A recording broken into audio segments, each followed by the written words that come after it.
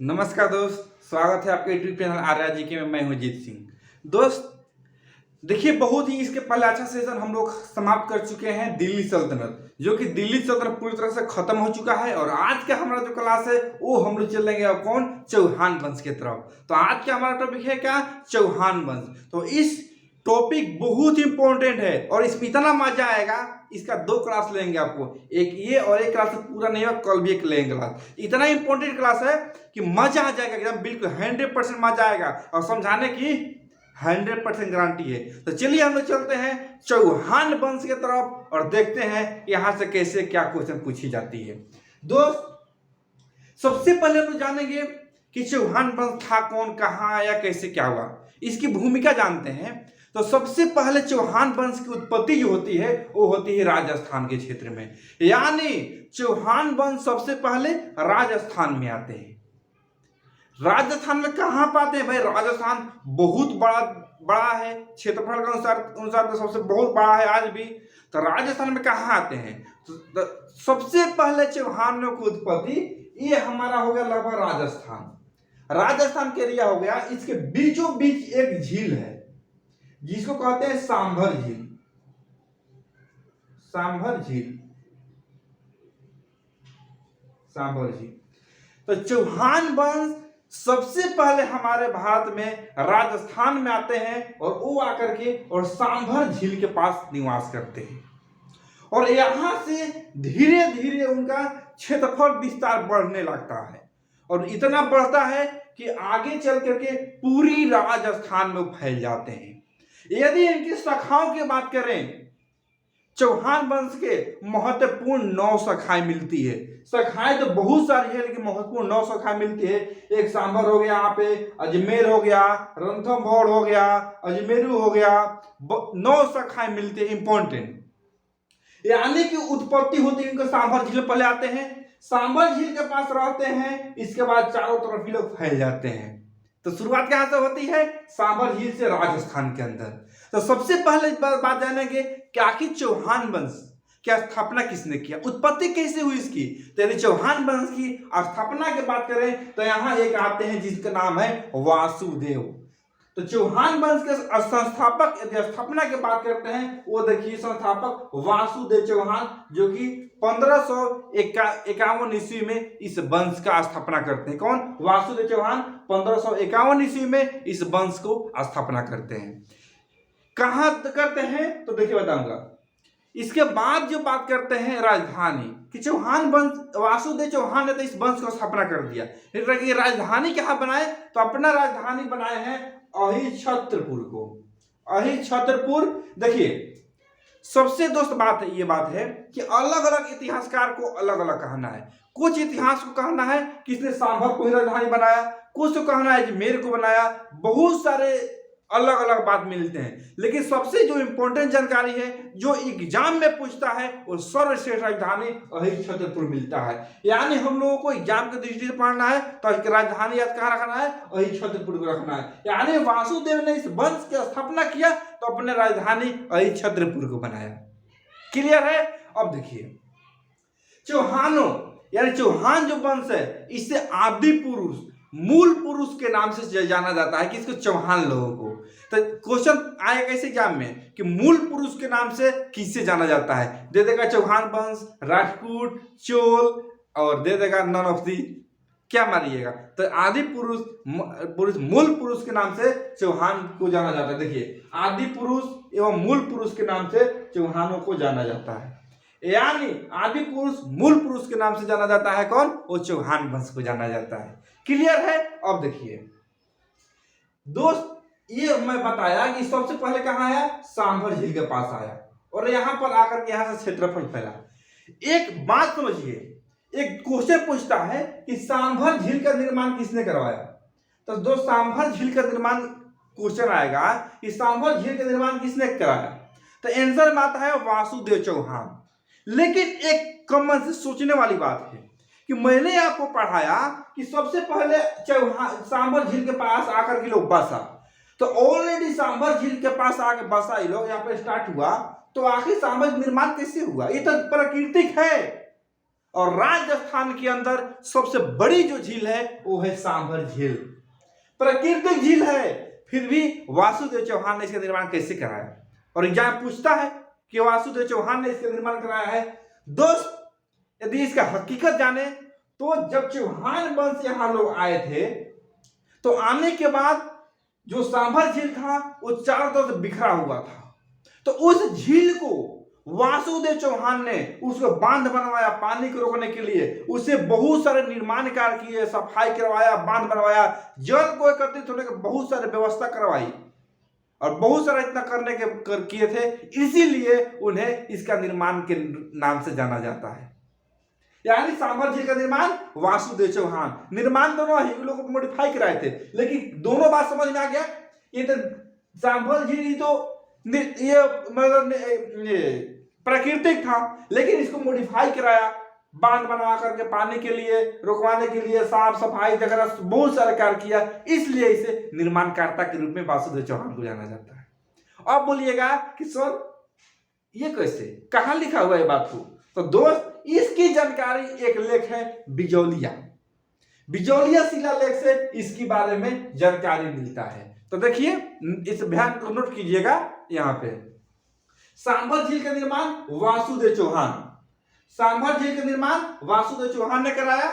इसकी जानकारी बिजौलिया शिलालेख से मिलती है। यानी सांभर झील का निर्माण जो वासुदेव चौहान कराया, इसकी जानकारी बिजौलिया शिलालेख से मिलती है। तो क्वेश्चन आएगा कि सांभर झील का निर्माण वासुदेव चौहान, इसकी जानकारी कहां मिलती है? वो बिजौलिया शिलालेख से मिलती है। क्लियर है? यहां तक आपको पूरी बात समझ में आ गया होगा। क्लियर है? अब इसको मिटाते हैं, नहीं तो कंफ्यूजन हो जाएगी। तो समझिए कि चौहान वंश की उत्पत्ति कब हुई, कैसे हुई, और इसका जो वासुदेव चौहान ने इसका उत्पत्ति किया वो किया 551 ईस्वी में इसकी स्थापना होती है। दोस्त, इसके बाद हम बात करें तो नेक्स्ट जो शासक बनते हैं वो देखिए, चौहान वंश के बात करें शुरू से लेकर अंत तक 12-13 शासक आते हैं। 12-13 शासक।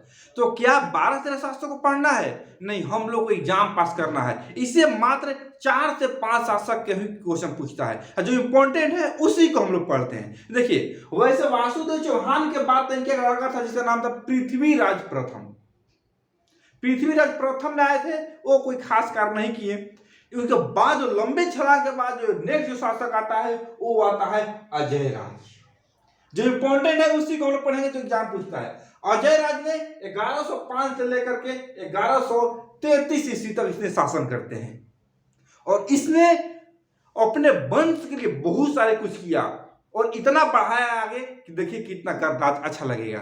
देखिए, अजय चौहान ने एक ईस्वी आती है 1113 ईस्वी में अजमेर शहर का स्थापना करता है।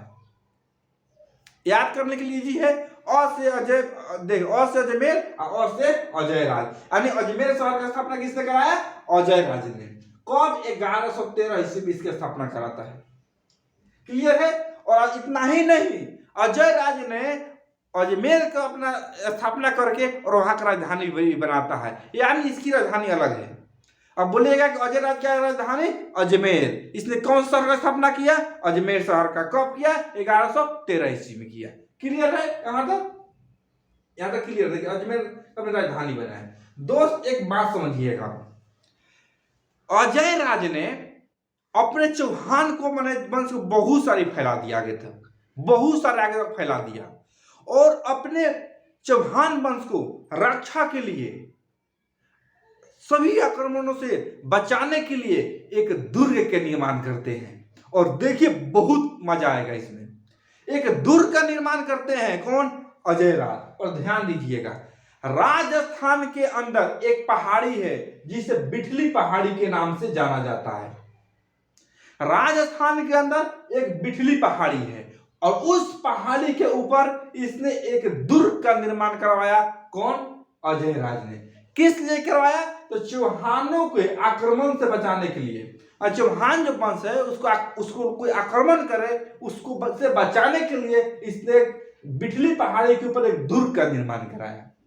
इसलिए करवाया कि ऊपर दूर रहेगा तो कोई आक्रमण करेगा तो हम देख लेंगे, पता चल जाएगा, ऊपर से हम अच्छा से उसको कवर कर सकते हैं, मार सकते हैं, आक्रमण कर सकते हैं। ये सब बात को देखते हुए वे अजय राज ने बिठली पहाड़ी के ऊपर एक दुर्ग के निर्माण करवाया और इस दुर्ग को क्या बहुत सारे नाम से जाना जाता है। लेकिन यदि बात करें ओरिजिनल जो मिलती है तो इस दुर्ग को अजमेरू दुर्ग के नाम से जाना जाता है।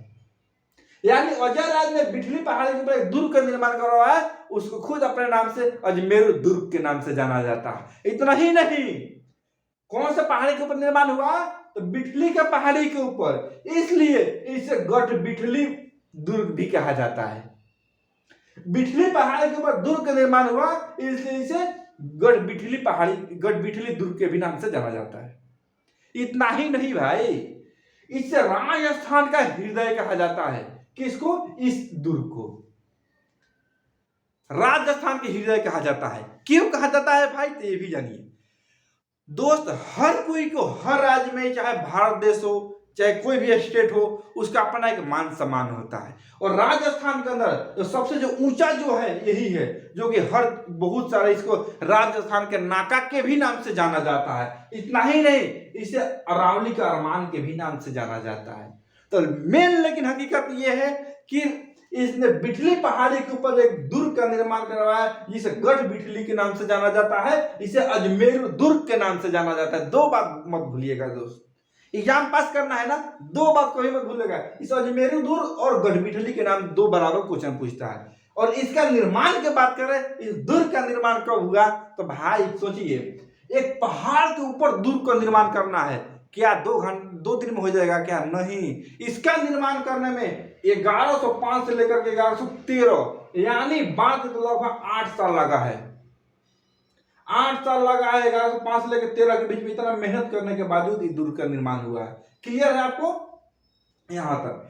तो देखिए, अजमेर में अजमेरू दुर्ग का निर्माण करवाया कौन? अजय राज ने। इतना ही नहीं, इनके काल को चौहानों का निर्माण काल माना जाता है। यानी अजय राज्य है, अजय राज्य जितना काल है, इस काल को चौहानों का, देखिए इस काल को चौहानों का निर्माण काल के नाम से जाना जाता है। क्लियर है? तो दोस्त देखिए, इसको आप लोग नोट कीजिए, बहुत इंपॉर्टेंट है। इसके बाद जो शासक आते हैं वो आते हैं अर्णोराज। तो इसको आप लोग नोट कीजिए, फिर मैं आपको अर्णोराज के बारे में बता रहे हैं।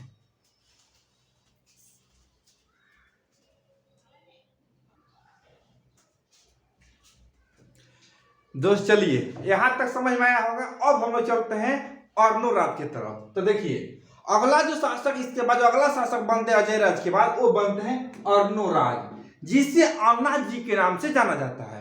यानी अजय राज के बाद जो मेन शासक जो उभर करके आते हैं वो आते हैं अर्णोराज, जिसे अन्नाज जी के नाम से जाना जाता है। तो देखिए, बात ऐसी है दोस्त कि इनके टाइम में बहुत सारे 1-2 इंपॉर्टेंट आक्रमण हुआ है। जैसे देखिए, समझिएगा ध्यान से, बहुत अच्छा समझ में आएगा। एक हमारा राजस्थान के अंदर एक पहाड़ी है जिसे तारागढ़ के नाम से जाना जाता है। ये तारागढ़ की पहाड़ी है राजस्थान के अंदर की हम बात करें, और इस तारागढ़ पहाड़ी है। और उसके दाहिने साइड की हम बात करें तो यहां पर एक और पहाड़िया है जिसे नाग पहाड़ी के नाम से जाना जाता है। राजस्थान के अंदर यहां पर एक तारागढ़ पहाड़ी और यहां पे नाग की पहाड़ी है, 2 पहाड़ी है। और इसी के टाइम में तुर्कों का आक्रमण हुआ। किसका? तुर्कों का आक्रमण हुआ इसी के समय में। तो देखिए, इसने क्या किया, अन्नाज जी के टाइम में तुर्कों का आक्रमण हुआ यहाँ पे, और यहाँ पे आक्रमण हुआ तुर्कों का। यहाँ पे आक्रमण हुआ तो अन्नाज जी यानी अर्णोराज ने क्या किया कि उस आक्रमण से बचने के लिए अपनी सेना को फुल आदेश दे दिया कि जाओ और आक्रमण हुआ है और उस आक्रमण को खत्म करो। अर्णोराज को सेना आती है और जितना भी तुर्क के जो आक्रमण हुआ था इनको पूरा मार देती है। नरसंहार टाइप का हो जाता है, खूनों का नदियां बहने लगती है, पूरा भूमि लाल हो जाती है, और एक भी आदमी पूरा कटवा देता है। गजब का युद्ध करता है और पूरी को बुरी तरह से पराजित कर देता है, मार देता है। कौन? अर्णोराज ने। और यहाँ पे जब तुर्कों का आक्रमण हुआ, बहुत सारे लोग मारे गए, खून का तो एकदम पूरा धार बह रही थी। इतना कटवा दिया था, सबको कटवा दिया था। और यहाँ पे खून की नदियां जब बह गई, बहुत सारे ऐसे हुआ कि 100 को तो वहां पे दफना दिया गया और जितना भी बचे हैं उनको फेंकवा दिया गया इधर उधर, और जितना सारा खून बहे हैं उस खून को लोग बर्दाश्त नहीं कर पाए। इतना सेंट आती है, इतना गंध आती थी, और उसको उनका जो क्षेत्र था, बहुत सारे मंत्री और राजा और सेना ने उनको सलाह दिया कि बहुत सारी गंध आ रहा है और यहाँ रहने लायक नहीं है। तो उसको इसने सफाई करवाया। सफाई कैसे करवाया तो देखिए, तारागढ़ से एक यहाँ से एक नदी बहती है जिसको चंद्रा नदी के नाम से जाना जाता है। तारागढ़ से एक यहाँ एक चंद्रा नदी बहती है, और इस चंद्रा नदी को पानी को ला करके और यहाँ पूरा सफाई कराया गया था। और पानी जो आकर के बहुत सारे पानी यहाँ पर आया और सफाई किया गया। ये कुछ इतिहासकार को ये कहना है कि वहां का जो खून और बहुत सारे जो मरे हुए आदमी था वो कटवा करके दूसरा जगह फेंक दिया गया। मतलब कटवा कर मैंने मिट्टी को काट करके वहां गड्ढा हो गया, और गड्ढा होने के कारण यहाँ से पानी आया था साफ करने के लिए, और उसमें पानी बहुत जम गया। यानी गड्ढा हो गया, पानी जम गया ऐसे, और इस क्षेत्र में जो पानी जम गया गड्ढा होकर के, तो इसने क्या किया कि अर्नोराज ने एक इसी के वजह से एक यहाँ पे एक झील का निर्माण कर दिया। क्योंकि गड्ढा हो गया था, पानी आ ही गया था, तो वहां पर एक झील का निर्माण करवा दिया जिससे अन्ना झील के सागर झील के नाम से जाना जाता है। इसको अन्ना सागर झील, अन्ना सागर झील, और इस झील को अन्ना सागर झील के नाम से जाना जाता है। क्लियर हो गया? तो अन्ना सागर झील का निर्माण किसने करवाया? अर्नोराज ने। इसके समय तुर्कों का आक्रमण हुआ और उस आक्रमण को बुरी तरह से हरा दिया। चंद्रा नदी के पानी से इसने पूरी तरह से धुलवाया था, वहां पानी जम गया, इसलिए वहां पे अन्ना सागर झील का निर्माण करवा दिया। और ये कहां है? तारागढ़ और नाग पहाड़ी का बीच का ये घटना है। क्लियर है? अब देखिए, ये तो समाप्त हुआ, और जैसे ही समाप्त हुआ एक और आक्रमण हो गया भाई। कौन सा आक्रमण? तो देखिए दोस्त, बात से में वही बात है। ये हमारा हो गया तारागढ़, देखिए ये हमारा हो गया तारागढ़, तारागढ़ हो गया। और इस तारागढ़ के चारों तरफ बात की तो एक आक्रमण हुआ। कौन सा आक्रमण? तो गुजरात से आए थे लोग, गुजरात के लोग आया और इस तारागढ़ पर आक्रमण कर दिया। अब देखिए गजब, कौन था गुजरात के भाई? तो देखिए उनका नाम ये मिलता है जय सिंह।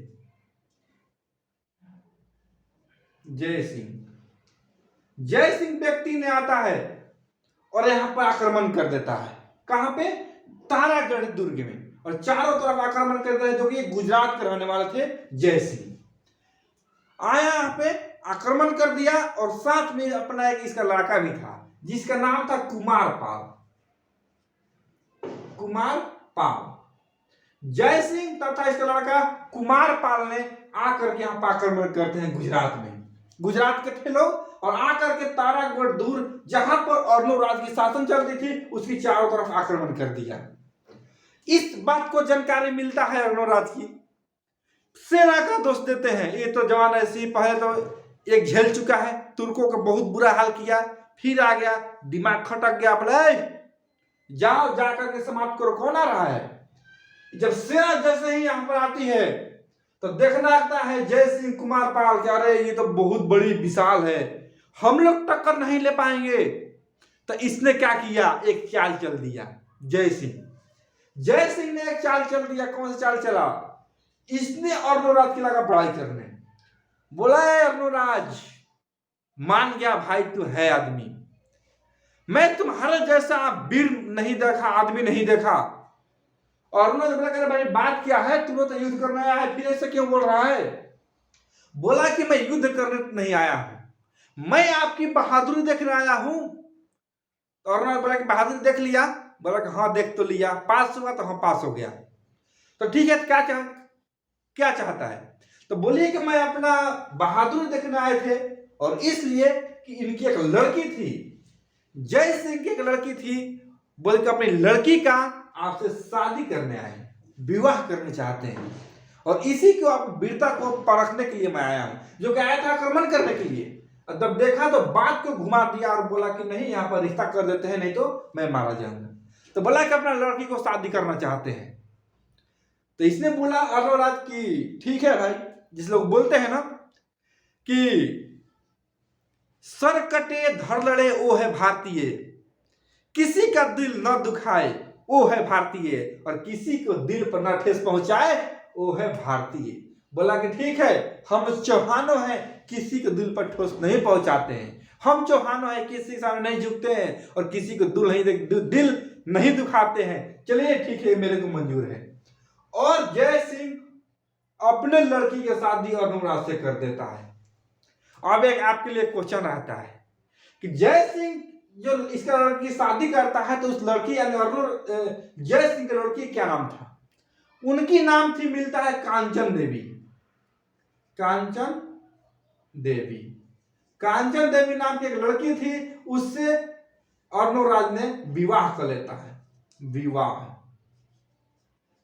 विवाह कर लेता है और यहाँ पर जय सिंह की हार हो जाता है। ये रहा हमारा गुजरात आक्रमण अर्णवराज के साथ। तो बोलेगा कि कंचन देवी का विवाह किससे हुआ? अर्णवराज के साथ। कंचन देवी कौन थी? तो जय सिंह की लड़की थी। इसके टाइम कौन सा आक्रमण हुआ? तो तुर्कों का आक्रमण हुआ, गुजरात का आक्रमण हुआ। कहां हुआ? तारागढ़ के पास हुआ, और यह इसका क्षेत्र में रहा। गजब का शासक है, देखे ना। इसके बाद नेक्स्ट जो शासक हम लोग को देखने के मिलता है, वो मिलते हैं विग्रहराज चतुर्थ। अब बोलिएगा सर चतुर्थ क्यों लगाते हैं विग्रहराज में? दोस्त, विग्रहराज के नाम से इसके पहले और 3 शासक थे, जो कि कोई काम के नहीं थे, सिर्फ नाम ही रखा गया। और आपके पता है, आपके कुल खानदान में किसी का नाम होगा, चाहे वो व्यक्ति कैसा भी हो, तो क्या आप सेम नाम रखते हैं तो थोड़ा चेंजिंग तो करना पड़ेगा, नहीं तो कैसे पहचान में आ जाए। अब 4 लड़का है, चारों का नाम रख दो राम, चारों को राम राम बोला, कौन आएगा भाई? तो राम 1, राम 2, राम 3 रख दीजिए। वैसे ही रखा गया। तो वो लोग कोई काम का नहीं था, काम का था वो चतुर्थ नंबर, विग्रहराज चतुर्थ, जिसको बिसल देव के नाम से जाना जाता है। तो नेक्स्ट शासक विग्रहराज चतुर्थ यानी बिसल देव। देखिए, बिसल देव को चौहानों का स्वर्ण काल के नाम से जाना जाता है। बिसल देव क्या कहते हैं? चौहानों का स्वर्ण काल के नाम से जाना जाता है। तो चौहानों को स्वर्ण काल किसे कहते हैं? तो विग्रहराज चतुर्थ यानी बिसल देव को। इसकी जानकारी कहां से मिलता है भाई? तो इसकी जो जानकारी है वो एक अभिलेख जिसका नाम है शिवालिक अभिलेख, इसकी जानकारी शिवालिक अभिलेख से मिलता है। क्लियर है? और देखिए, इसने एक बहुत महत्वपूर्ण काम किया। कौन सा महत्वपूर्ण काम किया भाई? तो देखिए, इसने संस्कृत में हरिकेली नाटक की एक रचना किया। कौन? ये विग्रहराज चतुर्थ ने। विग्रहराज चतुर्थ ने संस्कृत में एक हरिकेली नाटक की रचना किया। तो क्वेश्चन आएगा कि हरिकेली नाटक रचना किसने किया? तो विग्रहराज चतुर्थ ने। कौन सा भाषा में? संस्कृत भाषा में। और इसने बहुत ही महत्वपूर्ण काम किया। क्या किया? तो इसने अजमेर में सरस्वती कांठन भरण नामक संस्कृत पाठशाला का निर्माण करवाया। और देखिए कितना इंपॉर्टेंट है, विग्रहराज चतुर्थ ने अजमेर में संस्कृत कंठ भरण नामक संस्कृत पाठशाला का निर्माण करवाया है। और ये जानते हैं पाठशाला कौन है? ये वही पाठशाला है जिसे कुतुबुद्दीन ऐबक ने तोड़ करके और 2.5 दिन का झोपड़ा का निर्माण करवाया था। समझ में आया? देखिए फिर समझिएगा, विग्रहराज चतुर्थ ने इसने अजमेर में सरस्वती कंठ भरण नामक संस्कृत पाठशाला का निर्माण करवाया। कौन? ये विग्रहराज चतुर्थ ने। और इसी सरस्वती कंठ भरण संस्कृत पाठशाला को तोड़वा करके कुतुबुद्दीन ऐबक ने 2.5 दिन का झोपड़ा का निर्माण करवाया, यही इसको तोड़वा करके। क्लियर है? आया समझ में? वही जो 2.5 दिन के झोपड़ा का निर्माण हुआ है। क्लियर है? अब देखिए, इसमें मैं आपको एक बात बताना भूल गया। ये जो यहाँ पर खत्म हो जाती है, तो एक अर्णवराज का एक लड़का आता है जिसका नाम है जगदेव। अर्णवराज का लड़का है जिसका नाम है जगदेव। इसके बाद जगदेव, इसका लड़का है जगदेव ने क्या करता है? तो जगदेव ने अर्णवराज आना जी को जान से मार खत्म कर देता है। ये मैं आपको बताना भूल गया। इसका आगे है जगदेव, जो कि अर्णोराज को जान से मार देता है और मार करके और खुद शासक बन जाता है, वहां का बनता है। और इसलिए जगदेव को पितृहंता के नाम से जाना जाता है। तब को क्वेश्चन पूछेगा कि पितृहंता के नाम से किसे जाना जाता है, तो जगदेव को जाना जाता है। क्यों भाई? इसने अर्णोराज यानी अपने पिता को हत्या किया था, जान से मार दिया था, इसलिए इसे जगदेव को पितृहंता के नाम से जाना जाता है। तो क्लियर है आपको दोस्त? हमको आज लगा होगा कि बहुत अच्छा से ये बात पूरा समझ में आपको आया होगा। और देखिए ये वीडियो लंबा हो जाएगा, इसलिए आज तक यहाँ तक हम लोग छोड़ देते हैं। कल हम लोग इस वंश का सबसे प्रतापी शासक पृथ्वीराज चौहान के बारे में पढ़ेंगे, और यहाँ तक आप रहने देते हैं, क्योंकि पृथ्वीराज चौहान स्टार्ट करेंगे ना तो 1 घंटा लग जाएगा, और एकदम फेमस टॉपिक है ना, दिल है ना हिला कर रख देगा। कल का क्लास बिल्कुल मत भूलिएगा। पृथ्वीराज चौहान, और उसमें एक लव स्टोरी भी आती है। कल बताइए कौन सा लव स्टोरी इसमें आती है, और कैसे पृथ्वीराज चौहान एक कैसे सम्राट और कैसे महान इस वंश का शासक रहते हैं, कल यानी इसका चौहान वंश पार्ट 2 में बताएंगे। तो ये हो गया कल पार्ट 2, इसका दूसरा क्लास होगा। और ये वीडियो अच्छा लगा तो बोलने की जरूरत नहीं है, चैनल सब्सक्राइब कीजिए, लाइक कीजिए और लोगों में शेयर कीजिए। दोस्त मिलते हैं हम लोग कल अगली क्लास में, पृथ्वीराज चौहान को लेकर आएंगे। ठीक है, तब तक जय हिंद।